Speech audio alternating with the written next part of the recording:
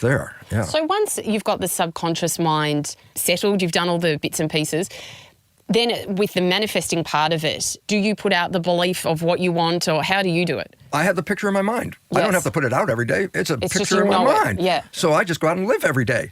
And to be really honest, I have two different lives on this planet, before this awareness and after this awareness. Before this awareness, life wasn't working out the way I wanted it to work out, and then I made it work out. I worked hard, you know. And it's like matter with matter. It's it takes time. And then basically, you know what happens? Remember I said there's a means to an end, and then I'm going to tell the universe how to get there, and the universe is sort of resisting me, but then I'm working harder and harder. You know what inevitably happened? Does not feel good, does it? No, and when I got to the end, it went, well, this is not exactly what I wanted.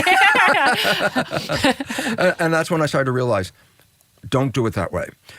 My partner and I, Margaret and I, were looking for a house. We went looking for a house for months and months, and the realtor would take us here and there. That's not it. And then we realized at some point what the heck are we looking for? We didn't even, and people have said this in the past to me, and I never paid attention to it. And the answer was, write down what you want. Write it down. See it. Make pictures. Make a collage. I say, that's putting in the image. And after, all those months of not finding a house, we were driving in the car and we said, okay, here's a pad of paper. I'm driving. Margaret, let's take notes. What do we want? What kind of house? How many rooms? What's the environment like? What are the neighbors like? What's the realtor like? 5 pages. Wow. Guess what? What? Everything on that. We put it, why not? It's a list of wishes. Oh, well, look, wouldn't it be nice to have a cottage so if guests come?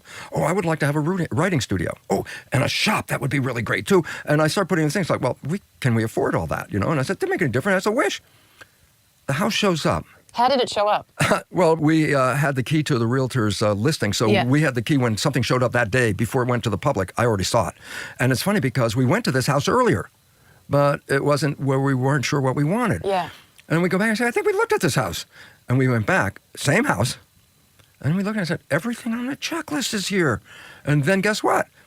The guy had to leave right away because he had a job somewhere else in another part of the country.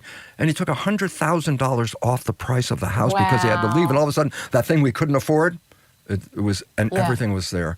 And it's like, this is so important that you have to visualize what you want because you can't get it if you leave a blank. Yeah. The universe will fill the blank. I was going to go to a Pink Floyd concert, and I was so excited years ago, and I was going to say, what can I wear, a special shirt or something? And I thought about it. I said, I would like one of those Russian shirts where across the collars there's a couple of buttons. And I said, a Russian shirt would be great. And then reality came and said, where the hell do you get a Russian shirt?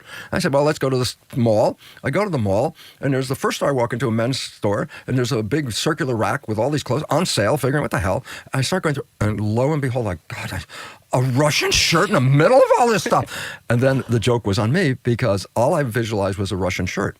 I didn't say what color or anything. I just said Russian shirt. And there's a perfect Russian shirt. 0 color, gray. No color at all, gray. Yeah.